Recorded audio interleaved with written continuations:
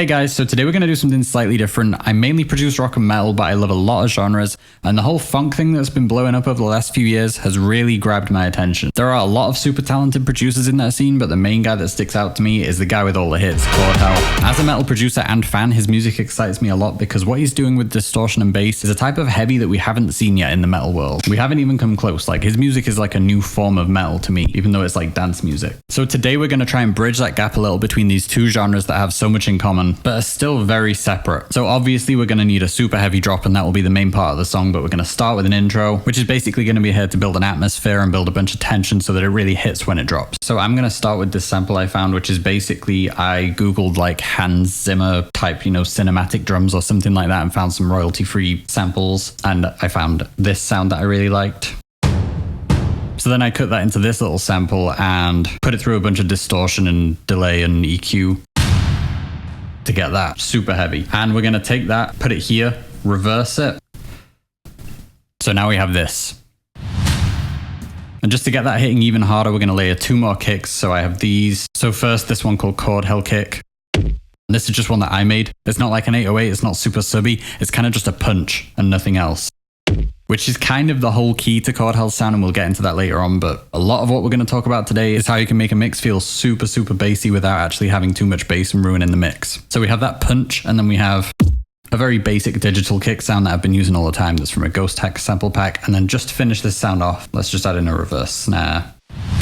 And the goal here in the intro is to make it intense, make it kind of feel foreboding so that you know a drop is coming, but don't give the listener everything yet, just kind of build the tension. So that's a good way to do it. It's not like crazy energy, it's just letting you know this is going to be heavy. And let's put this at the start of each bar. So right now I have this that I've called 9 Inch Nails Epic Synth because it's kind of inspired by 9 Inch Nails. We're going to go for the key of D sharp. So I'm just going to start off super simple and program in a D sharp.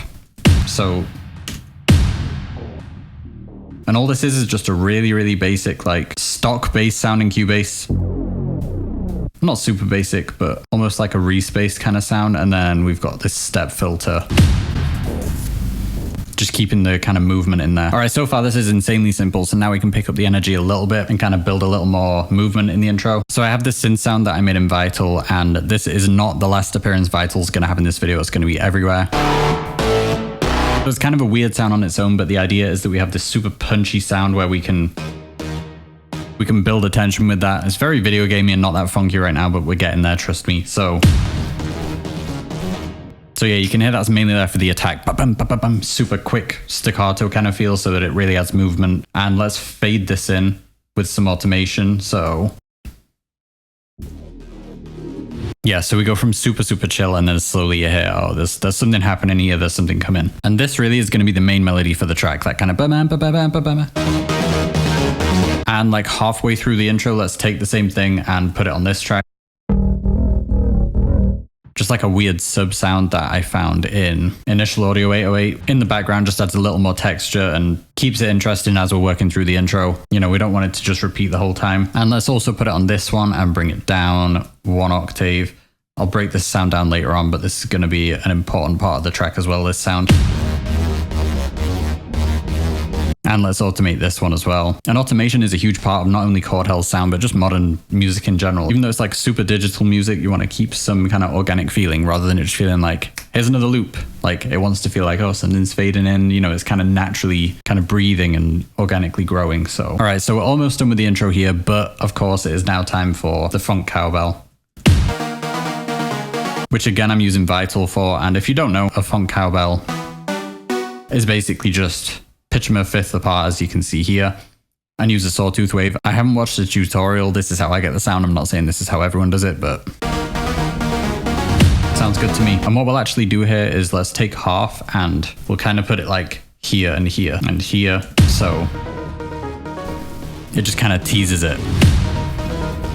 Right, so now because we've added that, it's starting to sound a little bit more like real drift funk and a little bit like Kordell. So now we have an intro, we're ready to get it super heavy, and I'm going to start with a lot of drums. And I'm just going to say now the key word for today is definitely going to be layers. I'm going to be layering a lot of instruments. I have no idea how Kordell actually makes his music. I haven't seen anything online about it. He seems very secretive about it. But as you will hear at the end of this video, hopefully you'll agree with me. This is going to sound very Kordell, this track, and this is just how I do it. So I'm not saying this is anything that he does, but I have not been able to achieve something that sounds like him without layering a shit ton of different sounds that all kind of do different things and work together to just make this huge Kordhell kind of sound. And in this type of genre, this type of music, the drums are so important. They are probably the most important thing. They just have to be completely over the top. And even if they're super over the top, they have so much bass and stuff to work through that it's like you've got to take them even more over the top. And it's hard to do that without completely ruining a mix and just making it sound stupid. Definitely not an easy balance, but I think I'm onto something here, so stay with me. So first off, keep it simple. Let's get these two kicks that we had, and naturally we're going to want them on every beat like this.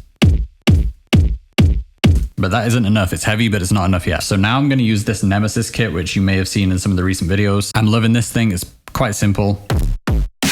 And it's just great for anything like this, anything aggressive and in digital. So we're going to, again, keep it very, very simple. The drums in this genre tend to be, you know, kicks and maybe a snare, couple of hi-hats, that snare.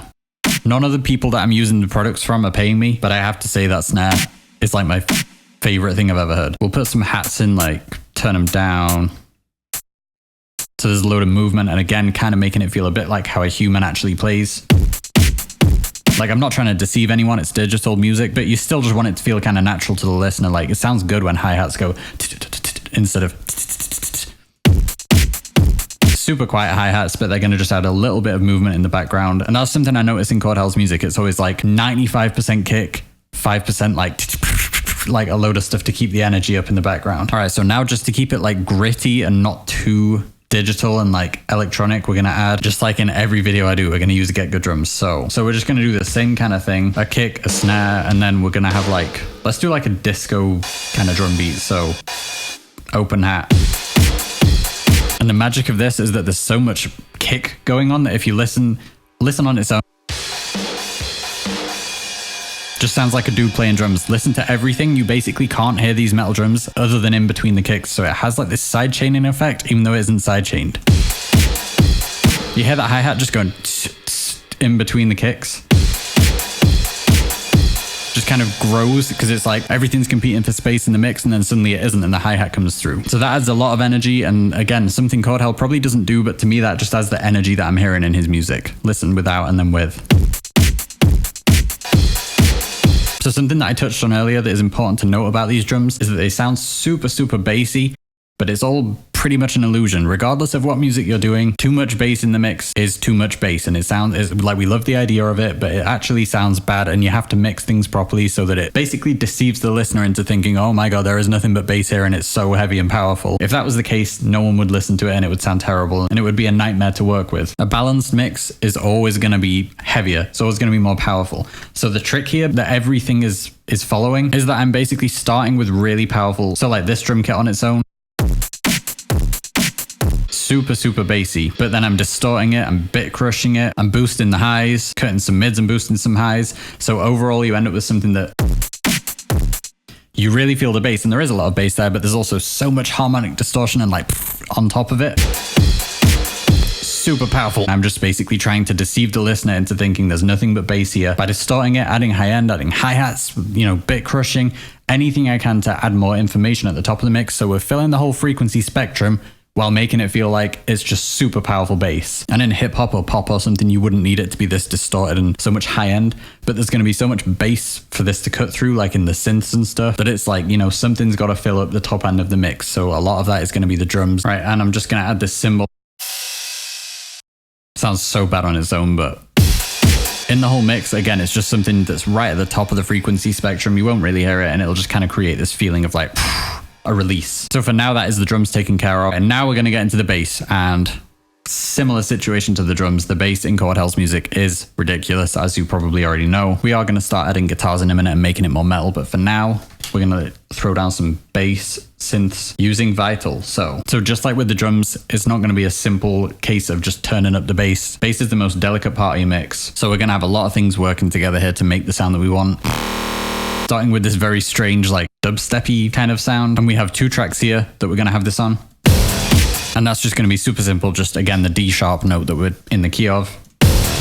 Emphasizing the first note of every beat. This is a huge Kordhell trick. He always gives the listener everything he can on the one beat and then kind of chills it out until the next one beat comes around. So it's kind of like, and then Whoa. So this is the start of that. I'm going to also bring in the guitars now. So we have...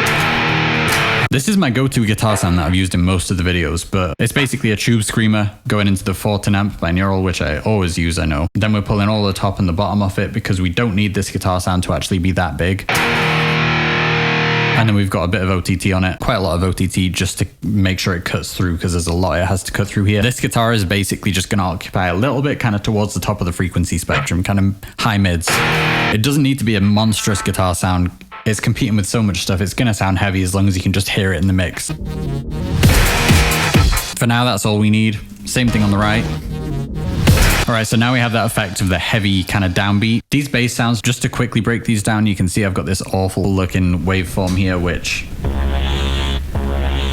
along with all like the filtering and stuff that we've got going on, the automation, it's again getting this effect we want of the super, super low bass, but more than just super, it's not just sub bass, it's got all this like nastiness on top.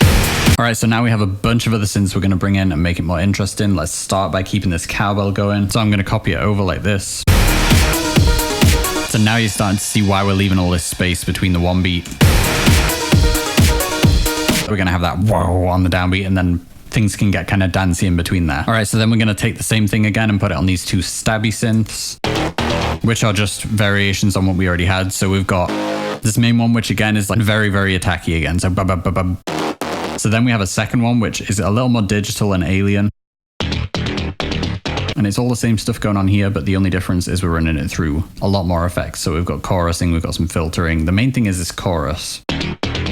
Just really, really cool sound. So you don't super notice those under the cowbell, but they're just adding a bunch of bass and fullness to that sound so that it isn't thin and it's just really hitting hard. All right, so it's starting to come together, but it's still not heavy enough. It's not energetic enough, so we're gonna add more. There's more space where we can fill things in, and we want to find the sweet spot where it's like so much is going on, but it's not just completely falling apart. So we're not quite there yet. Let's keep pushing it. So the first sound we'll get to is this one, which I used a lot in the Rammstein video, if you saw that. Kind of like a variation on an 808. You know, we've got the pitch, which jumps up here, so it shoots down like a laser.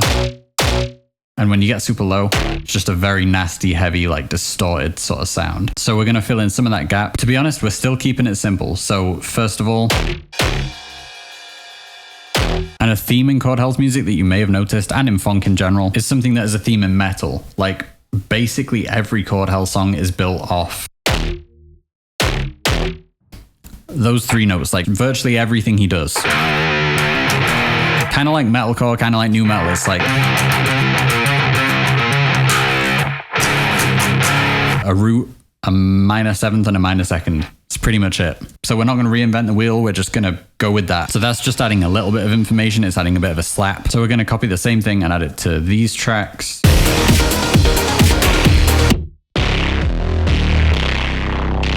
Nasty bass sound, but just so much high information there. And we're running it through OTT pretty hard to really, you know, I don't usually use OTT this much on a mix, but in this kind of genre, you just want to go over the top. So, all right, so we have this sub track and I'm just going to kind of simplify it because as much as we're going for a ridiculous bass sound here, you do have to be delicate, especially with the sub bass. So we're just going to emphasize a few of the notes rather than all of them.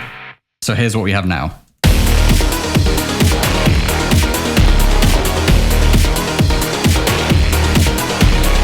If you watch these videos, you probably know that I'm not like a synth expert. This is just me playing with synths and, you know, there's chorus, multiband compression, distortion, EQ, filtering. But I mean, Vital, I find you play with any of these waveforms, you end up with something cool. So that's all I've really done. I don't have a huge amount to say about that because it is just me playing around. And then again, we have this initial audio 808, which I like because it's got so many 808 sounds and you can kind of just get a good sound right out the box.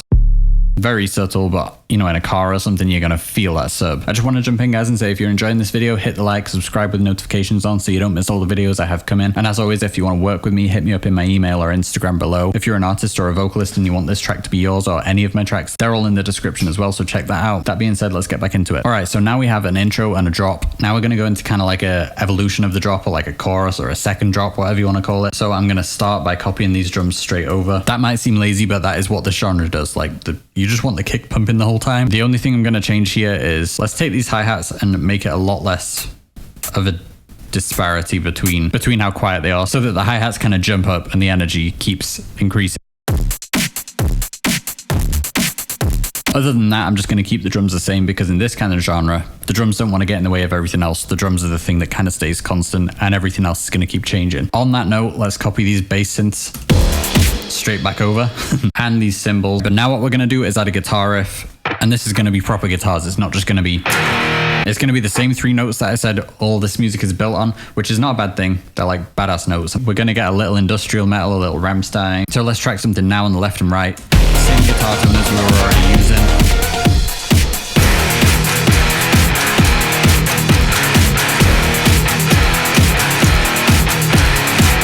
So that's super metal sounding. And now what we're going to do with everything, with the bass synths we had, with the stabby synths, with the Phonk cowbell, is follow that guitar riff. So I'm going to program that all in now. Okay, so here that all is. Like I said, we don't want it to get too busy here. The guitars are fighting against a lot of things to get through the mix. So everything going in the same direction is kind of what we want here after the chaos of this part. So we're going from this.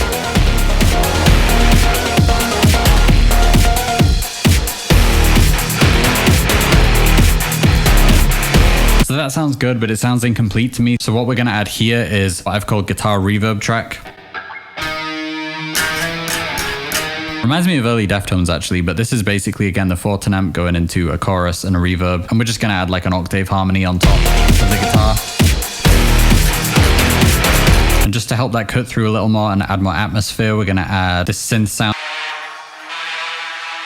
So without that, it's kind of boring and just a little bit too caveman music. With it, it kind of adds this like intensity, energy on the top, and just, again, fills in the parts of the spectrum that we weren't filling in. And obviously at some point, we have to kind of bring things down a little. So that's what we're going to do here, because we've got kind of 2 sessions of insanity going on. So we'll have the intro, the insanity number 1, insanity number 2. Now I'm going to drop it out, kind of just take some instruments out, keep it kind of building to the next drop, but let's just chill out for a minute, and I'm going to go back to the guitar for this. Let's start by re-adding this thing from the intro. And the cinematic slap as well. We'll keep some kicks going, and let's lean on this metal drum kit a little more. Since that's the quieter, like less powerful drum kit, we'll keep the intensity there. We'll go some fast hi-hats. Yeah, so we've laid a really nice foundation for the guitars there. There's not too much going on, so the guitar can really shine finally. And we're just going to lay down a variation of that riff that we had before, like this.